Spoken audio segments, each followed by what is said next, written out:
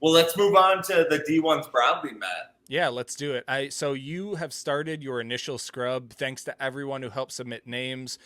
For those who haven't heard about this before, as Mark mentioned just before, Minnesota only has two D1 programs, and just before that, we only had one. And so Minnesota has always been a huge exporter of Division I women's soccer talent, to the tune of like hundreds, like over 100 Minnesota players. And sometimes even over 100 exports to other states. So, Mark, you've just started this year's scrub through. We've just gotten through sort of that opening weekend. What stuck out to you about that sort of initial scan of sort of where players are and what's been happening? Yeah, well, first of all, shout out to everyone who has helped us and submitted players when we posted on social. Mm-hmm. We are at this point after having the first week like boost from submissions at 118 players. Mm-hmm. And the biggest thing I would say is just to give you guys a sense of the trends, and of course, very spread out, but St. Thomas is the most Minnesotan team again, 22 players for Minnesota. Minnesota has 14. Mm-hmm. NDSU has 9. And then we go to Wisconsin, Northern Iowa, South Dakota State, and South Dakota with 5 each. And then Drake, Army, and North Dakota with 3. So it is interesting to see. Obviously, we have a lot in the Summit League, a lot in the region. But there's a concentration of players for sure. Yeah, and if folks follow us on social, they obviously see the crazy standout performances from Izzy Engel had a hat trick, in a game for Notre Dame. And by the way, also played 45 minutes in their first match. So really has already put her mark on the rotation, which is unreal at a program that good.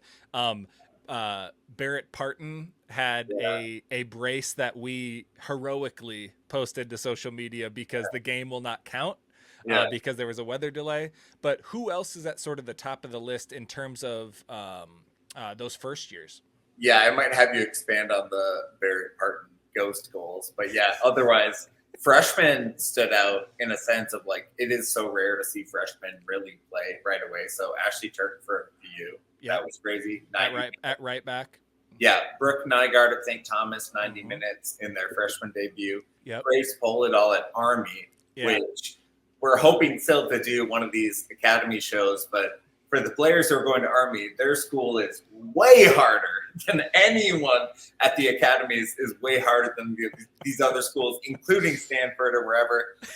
But so her sister Hannah also is at Army, by the way, very cool thing. Mm-hmm. But yeah, South Dakota had 3 freshmen make debuts. So Sadie, all forwards, Sadie Straight, Brooke Nelson, Gabby Ryan, all as freshmen played the first 2 games, all had minutes. And so one of the results was a win, 5-0 over Morningside, obviously kind of an early season, non-conference game.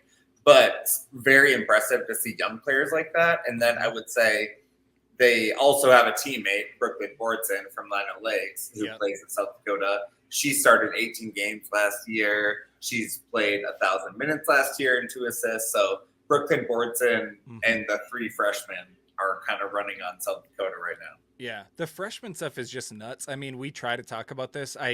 You shouldn't go in expecting to play as a freshman, even at D2, even at whatever. Like, it's hard to make the jump. Like, even if a team isn't great, like, it's hard to adjust to this level. And so no one who's a freshman should see this and be like, wait, I'm not getting a hat trick. I must not be playing well. It takes time to adjust to the level. But that's what makes it so insane when players can come in and even play at all. Like, it's just nuts, crazy stuff. Like the 3 freshmen at South Dakota. You mentioned sort of who's contributing right away. You mentioned sort of where they're most concentrated. Where are some spots where sort of players might get a chance to play deep into the fall? Like on some of these contenders, we mentioned Izzy Engel at Notre Dame. What are some sort of powerhouse programs that feature some of these Minnesotans? We have a few. It's nice following it over years where you start to actually like track these players who really are contributors. So Jessie Hunt at Northeastern, she at a point was leading the country in assists last year. She is back again as a grad student. She had 6 goals, 10 assists last year. Caitlin McBean at Penn State had to wait her turn. She did not get a lot of opportunities until last year. Last year, had 10 goals, 6 assists, and was in the mix as they were in the NCAA tournament. And then just for those last two players, 6 goals, 10 assists, and 10 goals, 6 assists is like, that's crazy production. Yeah. That's well, and being at Penn State, I mean, we just don't have Minnesotans at kind of high majors producing at that level. So yeah, a big deal. Northern Iowa is always a spot for us. So Olivia Nopel had 9 goals and 6 assists last year. Lauren Heinz, 7 goals, 4 assists. They're both back. And then they have some newcomers. So Northern Iowa is always a place for us. And then one of the greatest freshmen last year was Angela Gutierrez at Drake. Yeah. She contributed. Watching her play St. Thomas in their opener, you just see people feed her the ball. She is a big part of the offense, and you can tell. So it's exciting to see how far she'll go because people really seem to recognize her talent on the ball. Yeah. A few of the other seniors to go through quickly. Sophia Bowman at Minnesota last year, a big contributor. Caitlin Bilkey at South Dakota State. Peyton Cahill at Wake got her chance later in the season last year, and then now has been playing again. Claire Gagney transferred from Brown to UNC, a huge transfer. That would be like a men's basketball type transfer of snagging to get an NIL deal. And she started the first 2 games for UNC, a huge step up from being at Brown, even though Brown's a good program. Yeah. Maddie Darlene at UNC, Paige Peltier. One of the transfers also like Gagney, who went from Notre Dame to Boston College. Yeah. And she immediately played, got an assist, I think. So Maya Hansen stepping up from South Dakota State.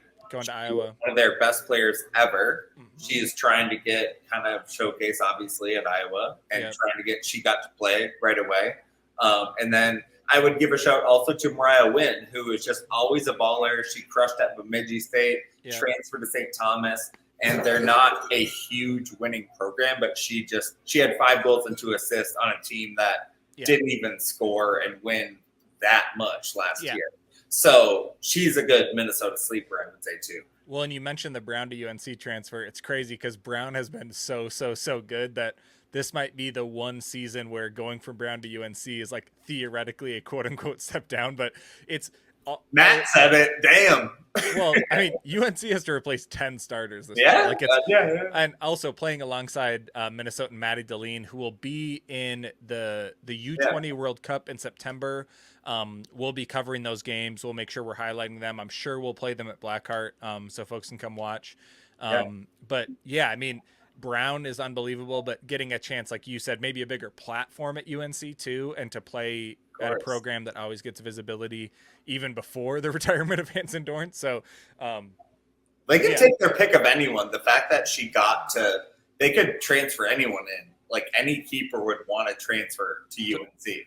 Totally. So that is, when I saw that this week, I was impressed. I was like, good for Claire Gagney. And you would think she has a vision of, seeing a path in the game of being pro, of going to play at UNC like this. So, And somehow if you're someone watching the show or listening, and you actually do have a player that or your kid or your or your niece or whatever who's playing at a D1 program, let us know, message us wherever, respond to a tweet in any way, just like reply to us, comment to us. Mark will add them to the list, and then every 2 weeks he posts these updates about every single Minnesotan who plays D1.